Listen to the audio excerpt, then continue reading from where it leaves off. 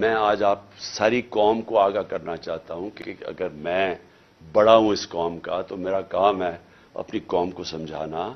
کہ اگر اس ملک میں فری اینڈ فیئر الیکشن نہ کروائے گئے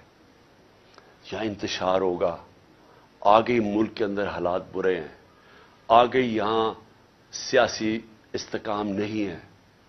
آگے اس ملک کے اندر یہ چور جو اوپر بیٹھے ہوئے ہیں یہ پوری کوشش کر رہے ہیں کہ کسی نہ کسی طرح میچ تو ان سے کھیلا نہیں جاتا،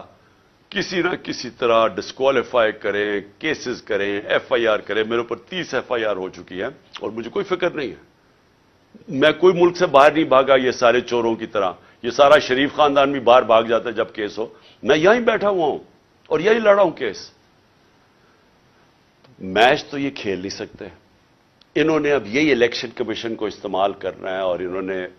ایف آئی اے کو استعمال کرنا ہے، انہوں نے نیب کو استعمال کرنا ہے کسی نہ کسی طرح ٹیکٹیکل ناک آؤٹ کرنے کے لیے۔ لیکن اگر اس ملک کے اندر صاف اور شفاف الیکشن نہ ہوئے، میں بڑے عزت سے اپنے اداروں کو،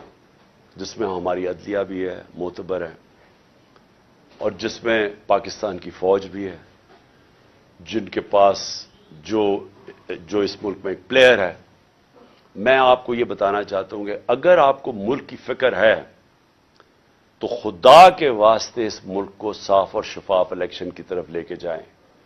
اس کے علاوہ کوئی حل نہیں ہے، جس دلدل میں ہم گرتے جا رہے ہیں اس میں سے نکلنے کا کوئی اور حل نہیں ہے۔ کسی معاشی ایکسپرٹس کو پوچھ لیں، کوئی ماہرین جو کہ پالیٹکس کے ایکسپرٹس ہیں، باہر سے کوئی منگوا لیں اگر آپ کو اندر یہاں نہیں ملتے، سارے آپ کو ایک چیز کہیں گے کہ پہلے پولیٹیکل سٹیبلٹی لے کے آئیں، فری اینڈ فیئر الیکشن کروا کے، اس کے بعد ملک آگے چاند سے اوپر پھر سے کھڑے ہونے، نہیں تو یہ نیچے ہی جا رہا ہے۔